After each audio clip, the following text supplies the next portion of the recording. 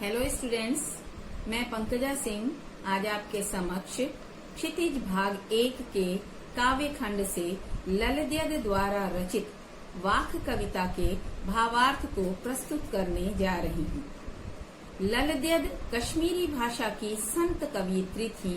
इनका जन्म 1320 के लगभग एवं मृत्यु सन 1391 के आसपास मानी जाती है। इनकी शैली वाक है। भाषा सरल आधुनिक कश्मीरी भाषा है। ईश्वर प्राप्ति हेतु सार्थक प्रयास करने पर इन्होंने अत्यधिक बल दिया है। ये सदैव बाह्य आडंबरों का विरोध करती थी। मनुष्य को इन्होंने व्यापक दृष्टिकोण अपनाते हुए संकीर्णता को दूर करने का संदेश दिया है।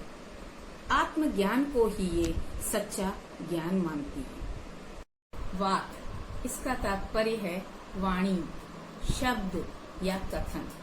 ये 4 पंक्तियों में बद्ध कश्मीरी शैली की गेय रचना है।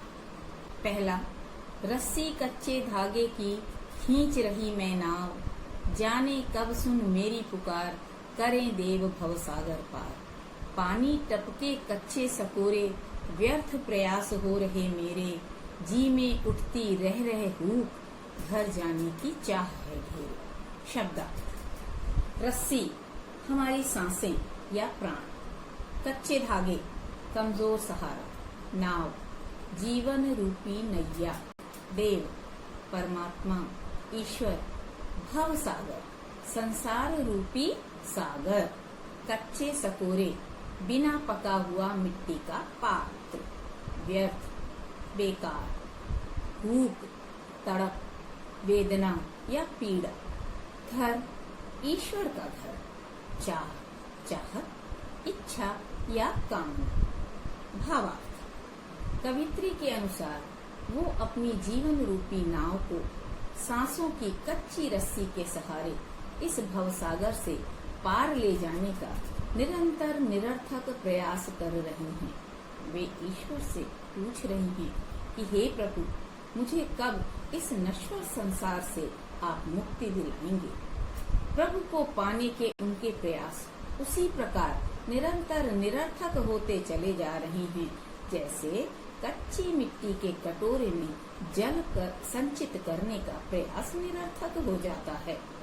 उनकी उम्र दिन प्रतिदिन घटती चली जा रही है। वह रह रहकर तड़प उठती हैं कि कब मैं इस नश्वर संसार को त्याग कर शाश्वत प्रभु के घर जा पाऊंगी, अर्थात मेरी आत्मा का परमात्मा से कब मिलन होगा। दूसरा, खा खाकर कुछ पाएगा नहीं, न खाकर बनेगा अहंकारी, सम खा तभी होगा संभावी, खुलेगी सांकल बंद द्वार की।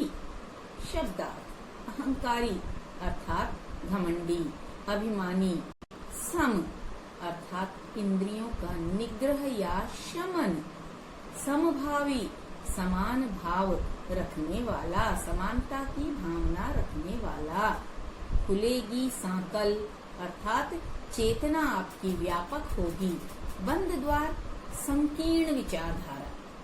भावार्थ, प्रस्तुत पाठ में कवित्री ने पवित्र हृदय से मध्यम मार्ग को अपनाने का संदेश दिया है।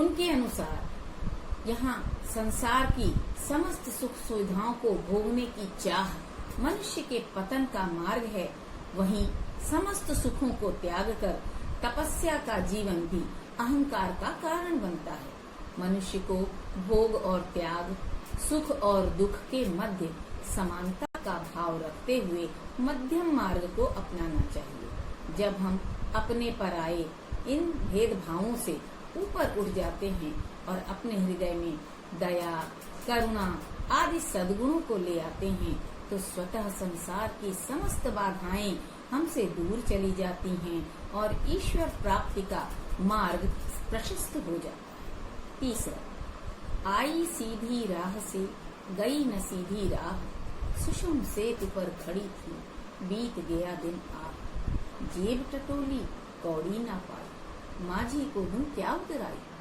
शब्दार्थ, रास्ता राह, सुषुम सेतु सुषुम्ना नाड़ी रूपी पुल।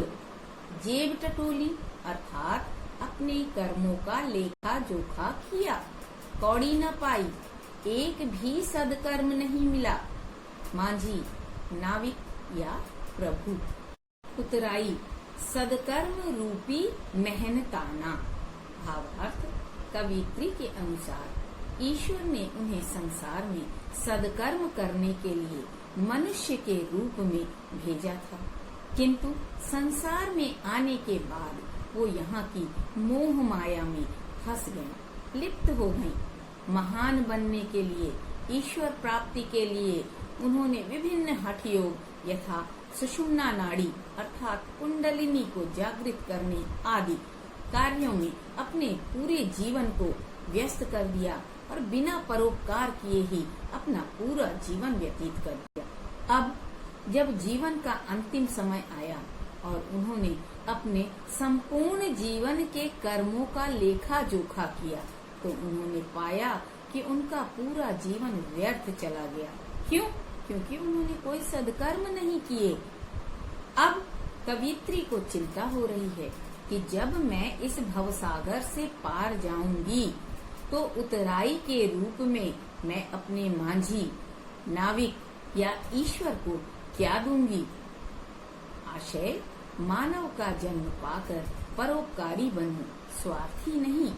चौथा, थल थल में बसता है शिव ही, भेद न कर क्या हिंदू मुसलमान। ज्ञानी है तो स्वयं को जान, यही है साहिब से पहचान।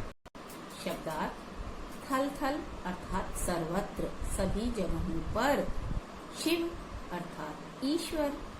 स्वयं को जान यानी अपने हृदय को पहचानो। साहिब प्रभु या ईश्वर स्वामी।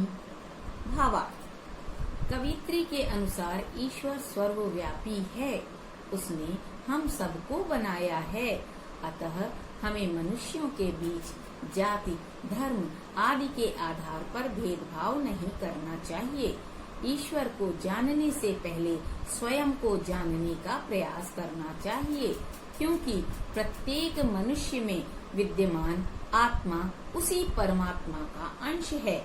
यह ज्ञान प्राप्त होते ही हम सब ईश्वर को पहचान जाएंगे, अर्थात आत्मज्ञान होते ही हम जान जाएंगे कि आत्मा के रूप में ईश्वर ही हम सभी जीवों के बीच, हम सभी जीवों के भीतर निवास करते हैं। यह था ललदेद का वाक्य।